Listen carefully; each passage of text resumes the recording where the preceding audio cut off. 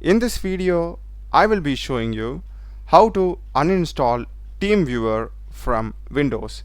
So let's get started. For this, just open Control Panel, go to Search and type Control. We'll be having this open. Here, just select Uninstall a program under Programs. And if you just search for T, we'll be having the TeamViewer. Right click and select Uninstall. It will show us the location from where it is getting uninstalled, and also make sure that you are checking this remove settings and click on uninstall. Once it is uninstalled, we'll be getting this. Click on close and we'll be getting a browser message also.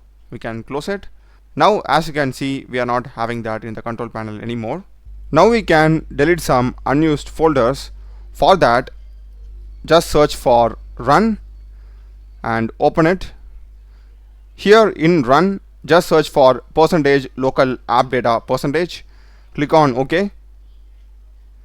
And if you scroll down here inside app data local, we'll be having the TeamViewer folder. We can delete it.